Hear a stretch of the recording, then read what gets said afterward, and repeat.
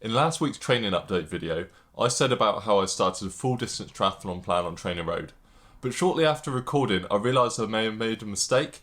See, when I looked at the plan, it said I was on a half distance plan and the volume across the week didn't seem to be enough for a full distance. Looking at it closer, I found that Trainer Road had put me on a half distance plan up until Outlaw Half Nottingham in May, and then after a recovery week put me on the expected full distance plan to cover me up until Wales in September. I wondered if the fact that I'd set both Outlaw and Ironman as my A races for the year influenced this, so I changed Outlaw to be a B race, as Ironman Wales really is my number one focus for the year. It didn't actually change the plan at all from what I could tell, but what I did notice at the time is that although the volume isn't particularly high to begin with, TSS does gradually increase throughout the year leading up to Wales.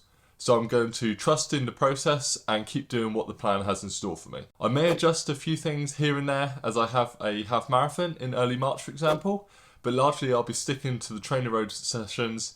So with that out of the way, let's take a look at the week's training. On Monday, I weighed in a little heavier than last week at 95.9 kilos, which is probably thanks to having a bit of pud after a fairly large evening meal the night before. In case you were wondering, it was jam roly-poly with custard. I was on the bike for 5:30 AM for some sweet spot intervals with only 60 seconds of recovery in between. The session wasn't too bad at all actually, despite the really short recovery. I also started commuting to work on the bike again this week and actually got a PR on a segment on the Tark Trail thanks to a 36-mile-an-hour tailwind, so that was nice. Tuesday started with a 2k swim at the pool when they opened at 6:30. It was a little boring, but okay.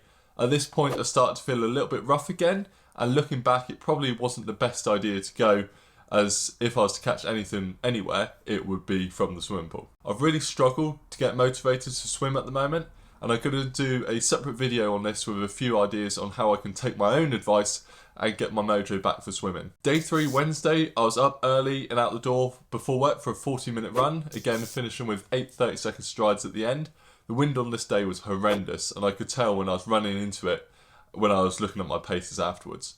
My form did feel a little off generally, but then again I was still feeling a bit under the weather at this point. I cycled into work again on this day and somehow managed to stay dry despite the yellow warning in place. Coming home there was a stonking headwind all the way, but I took the short route home as my bike fitter Mark was coming around to have a look at my aero position and help decide which length risers I would need. I'll of course keep you updated on this through the videos over the coming weeks and months. On Thursday I had some longer tempo efforts to do on the bike.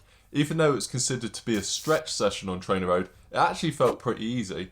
The hardest bit was more mental in seeing a 20-minute long interval. I personally find it easier to break the intervals down into smaller chunks, even if it means there is little to no recovery. There's just something about seeing 4 times 5-minute blocks of work versus a single 20-minute block. Either way, I got it done fine and was pleased to tick that one off. I did have a swim on the plan as well, but I've already mentioned my thoughts on swimming at the moment. So going forward, I think I'll just discuss what I actually did training-wise rather than what was actually on the plan. Nearly the weekend now, and I had a 40-minute easy to moderate run to do. It was blowing a gale outside, decided to stay inside on the treadmill. I also wanted to do a bit more testing with the Stride foot pod on the treadmill, so it really was a 2 birds 1 stone scenario. My heart rate was a bit higher than I would expect for that pace I was running at.